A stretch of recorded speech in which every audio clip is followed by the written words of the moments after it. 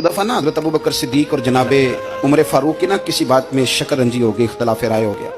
तो जनाबे उमर ज़रा डाढ़ी तबीयत के बंदे थे, डांट दिया अबू बकर सिद्दीक को। तो सिद्दीक अकबर नरम बंदे थे, माड़े दा की कम मोहम्मद नस जाना या रोना।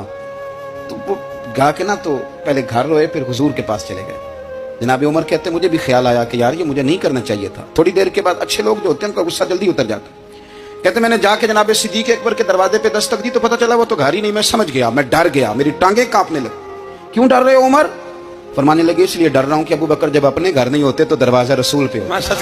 सारी बात तो सुना दी होगी। फरमाते मैं नबी पाक की बारगाह में पहुंचा, सामने अबू बकर बैठे हैं, पुश्त मुबारक मेरे करीम रसूल की काबे की जानब, चेहरा सिद्दीक अकबर की जानब, दोनों की गर्दनें झुकी हुई।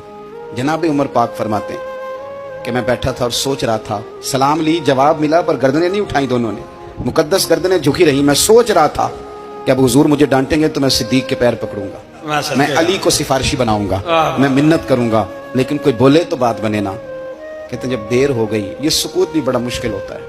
ओहो, अगर कभी वो चुप कर जाए तो ये भी बड़ा मसला है, महबूब भी चुप कर जाए। कहते मैं बड़ा परेशान हुआ, जब मेरा कलेजा मुंह को आया ना तो जनाबे उमर कहते मैं बोलने लगा तो आंसू मेरे पहले निकल गए।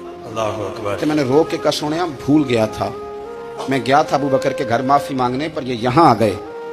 ये मेरे दोस्तों इसे मेरी तकरीर न समझना, मेरे रसूल पाक के ये असल लफ्ज़ आपको किताब में मिलेंगे, आप तब खातिब ने साथ उठा के देखें। जनाबे उमर कहते हैं मैंने अर्ज की हुजूर मैंने गलती समझ ली थी, मैं गया था अबू बकर के घर, हुजूर मैं भूल गया था।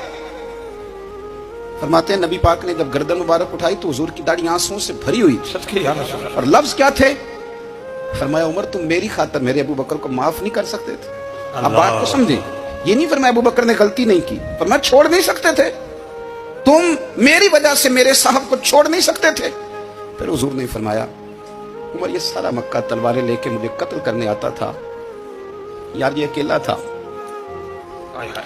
इसने खोल के बाजू कहा था कि जो हुजूर तक जाएगा मेरी लाज से गुजर के जाएगा। फरमाया दुनिया भूल जाती है, मुझे याद है अबू बकर सिद्दीक ने माल भी दिया, औलाद भी दी, मेरी खातर छोड़ नहीं सकते थे। जनाब उमर कहते हैं मैं उसके बाद समझ गया कि मेरे मुस्तफा की रजा इसी में है कि अबू बकर को राजी रखा जाए।